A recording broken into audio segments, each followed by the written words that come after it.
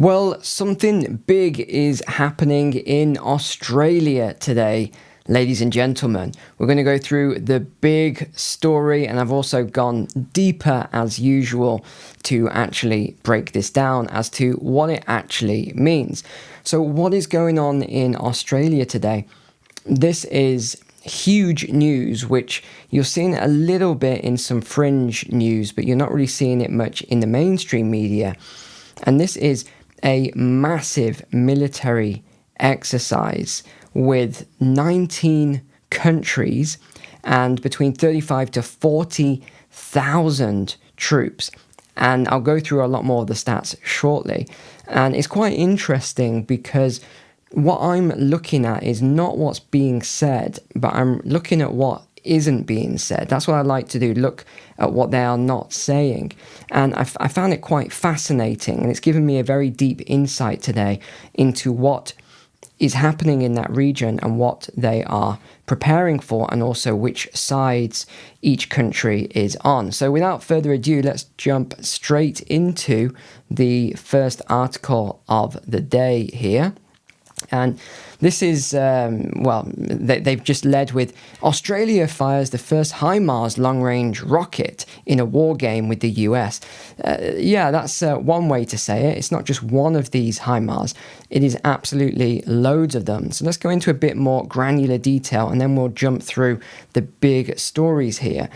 So this began yesterday. It's Talisman Sabre is the operation. But it began yesterday. Australia's Army fired a truck-mounted long-range rocket system that's become a priority for US allies in the Indo-Pacific for the first time today. This was the first time they've ever launched them. This was alongside US and Singapore forces firing the same system in joint war games. Keywords, war games. Armoured trucks with HIMARS, this stands for High Mobility Artillery Rocket Systems, that can reach 400 kilometers or 250 miles, are in very high demand in the Ukraine conflict. We'll talk about that and what Trump said in a moment as well. And they're also being acquired by US allies in the Indo-Pacific, including Australia, which is reshaping its forces in red here to respond to China's military build-up. So it's quite clear which side they are looking at here. On the first day then, which was yesterday, was the first official day of the war games. Talisman Sabre, this was the US, Australia, Japan, France. So interestingly, we'll come on to Japan in a moment. France, South Korea. Remember, we talked about their economy last week, which I believe is in, not yet in a free fall, but it's not far off. Same with Japan. And interestingly, same with France, has the highest debt levels now, GDP to debt levels in Europe. We also have Singapore, which is interesting that they've got involved, being a very safe island nation, but there it is. They held a live firing exercise in northern Queensland involving the US F-35B fighter jets and the land-based long-range strike rockets and missiles. So it was between 35 and 40,000 troops from 19 nations are taking part in this across thousands of kilometers from Australia's Indian Ocean territory of Christmas Island to the Coral Sea on Australia's east coast. Now, there's a couple of points I just wanted to bring out of this, which you might find interesting. So we got a couple of stats here. This began yesterday on July 13th, and it will run through to August 4th. So a couple weeks, 2-3 week exercise. This is the largest exercise they have ever done in the region. Doesn't say why, but I think we know exactly why.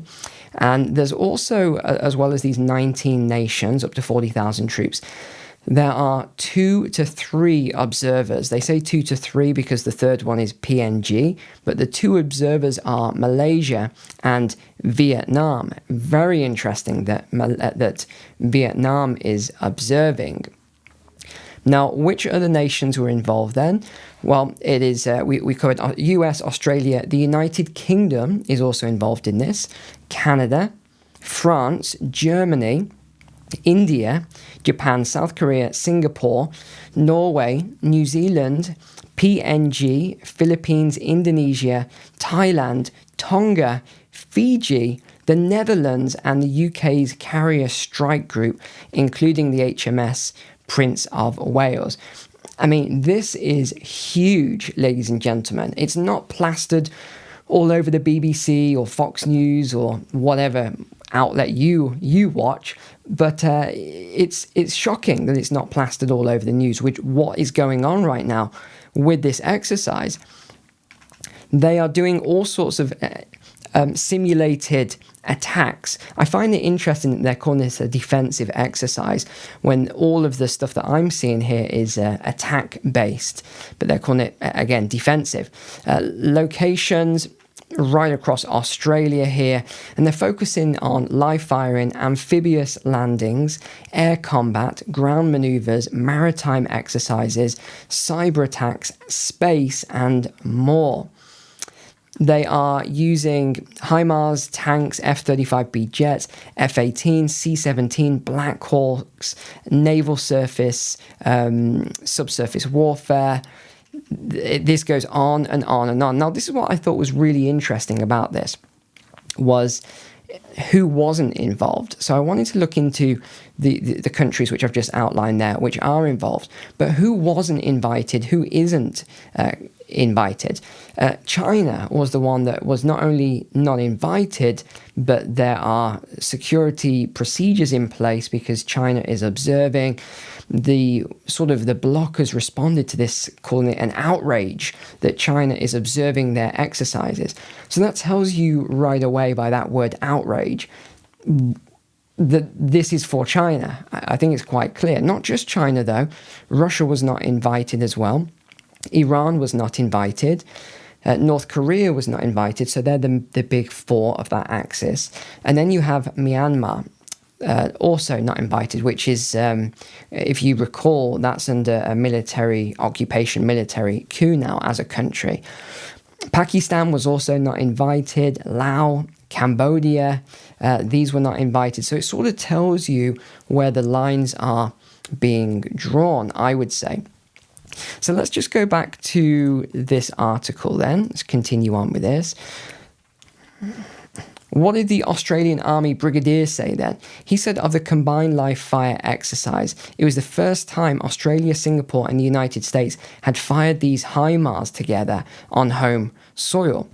He said, in conjunction with a number of other weapon platforms, this is to ensure we have a strategy of denial for security. I thought that was a really weird use, to ensure we have a strategy of denial, peace and stability in the Indo-Pacific. Australia has previously said army regiments with HIMARS can be transported to neighbouring, another keyword, neighbouring island states with defence agreements to protect its northern approaches in a conflict. Lockheed Martin, obviously the manufacturers of the HIMARS, they've delivered 2 of the 42 vehicles that were ordered by Australia in April already. And Australia said it's going to spend $74 billion or $49 billion on missiles over the next decade. Interesting, they're focusing on missiles here, including a new domestic manufacturing capability, a deterrent mechanism because our ultimate goal is no war. And that's another interesting thing or pattern that I'm seeing at the moment. They're all saying that their objective is no war, and yet if you look at the equipment that they're ordering, it's they are attack weapons.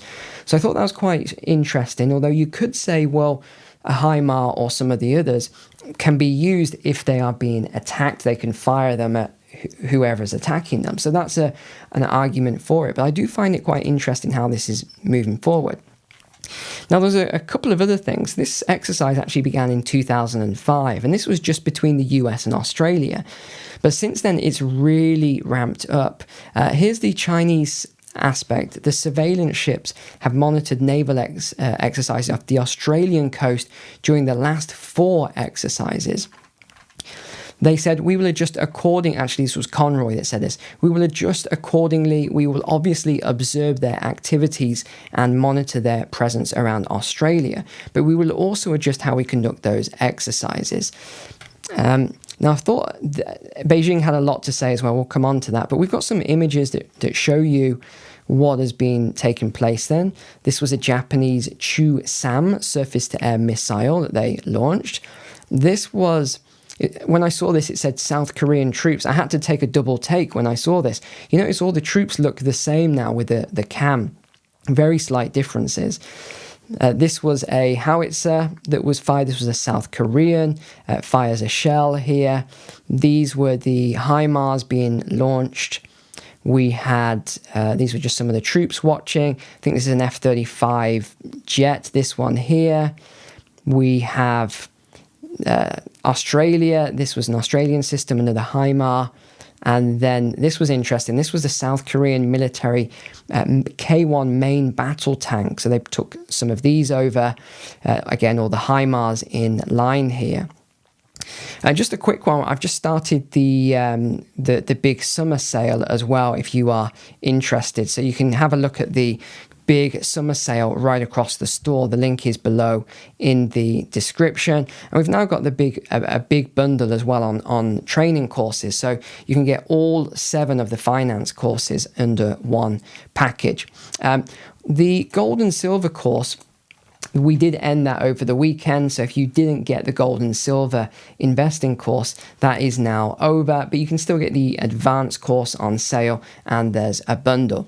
So with that said, let's keep going, because Trump has had a lot to say over the last couple of days. So we'll begin with how it started then, was this statement. He said he was very disappointed with Putin.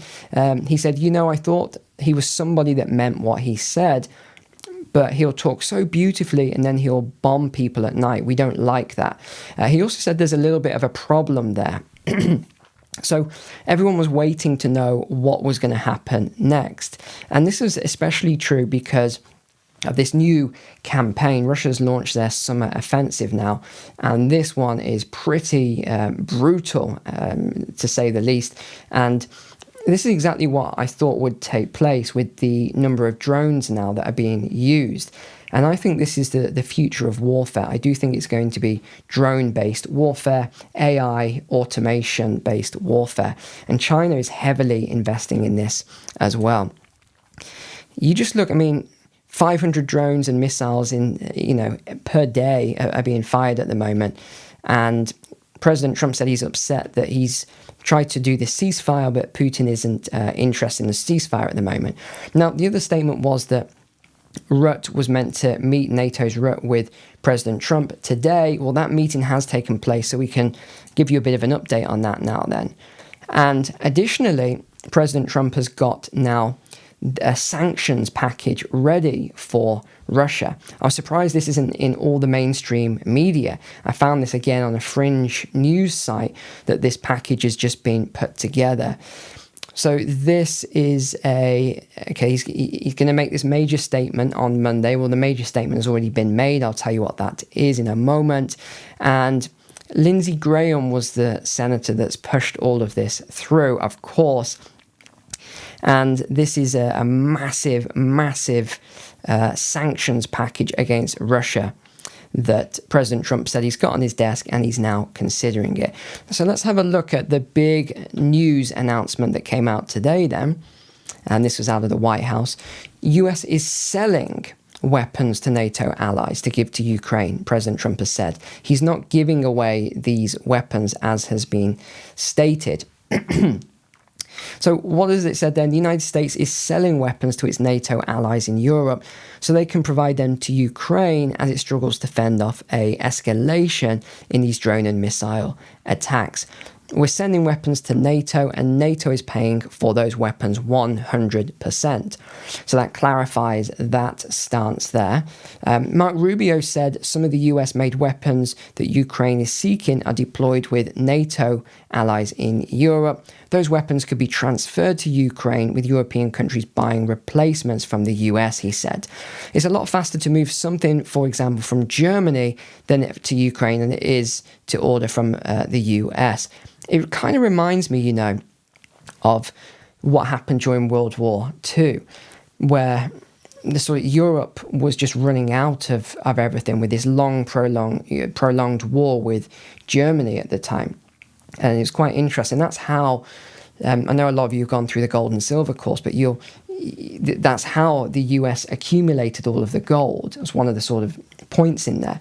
They accumulated all the gold because they were selling so much to the Allies, to Europe, and they wouldn't accept currency, because why would you accept a fiat currency from countries that are at war and could lose the war? So that's why they requested gold as a payment, and that's how they became the reserve currency. And then 1971, they got taken off with the Nixon shock, etc., and it became a fiat currency. And I think the fiat currency is going to collapse, and we'll go on to a central bank digital currency, probably some sort of a cyber attack or something in the future. But not to get too off point here, let's continue on. What did President Trump say then? After a pause in weapons shipments, he said he's going to keep sending, I've highlighted this, defensive weapons to Ukraine. So I looked into what these weapons are, and I just thought it's quite interesting. So these are 155mm munitions, precision-guided rockets, so that they can strike into Russian territory. A lot of other things, but everything in there was not defensive weapons, they were all attack weapons. So I had to highlight that. I thought it was quite interesting. Ukraine has asked for 10 Patriot systems and missiles. Germany said it's ready to provide 2 of them, and Norway will provide another one. Also a big and interesting story today. The US is really pushing hard on Japan. They want to know from Japan what their role will be in a potential war. And Japan's sort of saying, well, we don't want to say, we don't want to be pinned down on this really.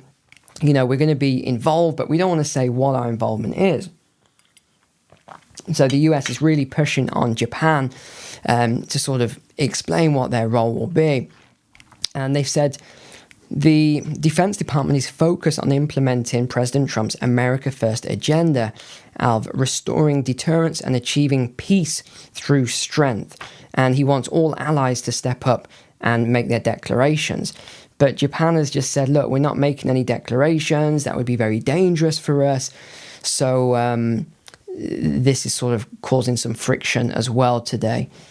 The Defense Department is focused on preventing war with a strong shield of deterrence. That requires strength from our allies, and they must step forward. Let me know, what do you think in the comments below about that, about Japan being forced to make a stance? I'm not so sure that is the right thing that they need to do publicly. If they want to make that declaration privately between Prime Minister and President, I think that's fine. But doing this publicly, I'm not sure that's the best idea. The Australian Defence Minister has also said they are not going to get into hypotheticals, and they will not send any troops before a potential conflict. They'll make a decision then. China has responded. They said around the Taiwan question, this is the red line. It cannot be crossed in the relations. At no time can Taiwan question be treated as a bargaining chip. They're saying the Pentagon's move to provoke regional sensitivities is highly irresponsible. If they are passively reduced of tools of US interference, their own security could suffer. They're talking about Japan here. Obviously, this is a Chinese statement, so it's a bit word-weavy. But they're basically saying if the US forces Japan to make a statement, their own security could ultimately suffer. Although, interestingly, in March, Japan actually created this evacuation plan for 120,000 people on their islands near to Taiwan. So I think it's quite clear how this would all play out. And then I thought this was an interesting article that just came out today. North Korea affirms their support for Russia's war in Ukraine. Why the BBC has put this as a headline story, I have no idea. There's nothing to it. I mean, I highlighted 2 lines. They basically said, yeah, we support you and you know, we think you're great. That's basically it. France, Macron had a lot to say as well, but it's quite boring. You don't need to know all of that. Macron had to say that he did this big speech. Someone wrote that for him. There's no way he wrote that speech. He sounded like a real tough guy. Oh, we are so powerful. We have to show strength. And that will make Putin back down when we show our strength. Yeah, okay. Sure it will. All right, good. Thanks for being online. Thank you for subscribing here, being a subscriber. Check out the summer sale when you get a moment. Some different courses on sale at the moment. Apart from that, take care. God bless you. God bless your family. And I'll see you on the next stream.